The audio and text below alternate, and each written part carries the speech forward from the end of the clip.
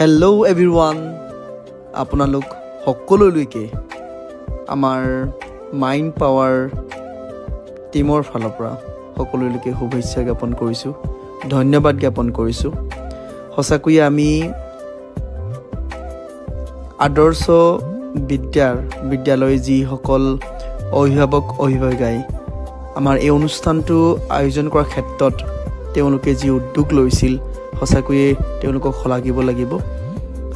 সঁচা অৰ্থত ক'বলৈ গ'লে এইখন পৃথিৱীত প্ৰতিজন পিতৃ আৰু মাতৃ নিজৰ সন্তানক আটাইতকৈ বেছি ভাল হোৱাটো বিচাৰে, তেওঁতকৈ বহুত বেছি এচিভমেণ্ট কৰাটো নিজৰ সন্তানক বিচাৰে।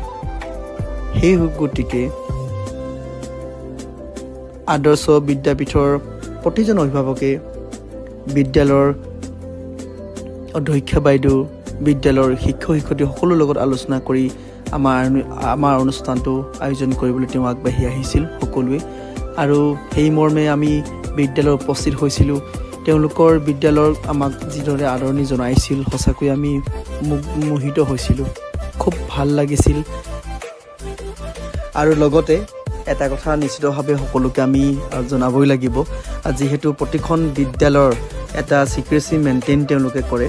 আৰু আমি সকলোৱে জানো যে বহু ছাত্ৰ আৰু ছাত্ৰীয়ে হয়তো কপি পেষ্ট কৰা এটা মানসিকতা হয়তো গঢ় লৈ উঠিব পাৰে, বা কোনো ব্যক্তিয়ে কাৰোবাৰ পৰা কপি পেষ্ট কৰিব পাৰে।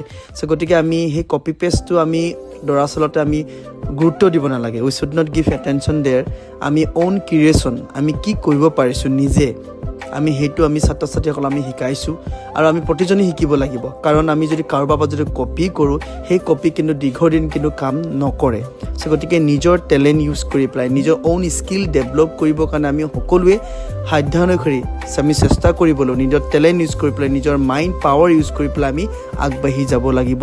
আৰু আমি সকলোৱে যাবলৈ চেষ্টা কৰিব লাগিব। আৰু আমি এটা কথা জানো যে চেষ্টা কৰিলে আমি সকলো ফিল্ডতে আগবাঢ়ি যাব পাৰোঁ। কেৱল আমি আগবাঢ়ি যাবলৈ আমাৰ এটা মন লাগে। আমি সেই মনটো যদি সকলোৱে ট্ৰাই কৰোঁ, নিশ্চিতভাৱে ছাকচেছ হ'ম।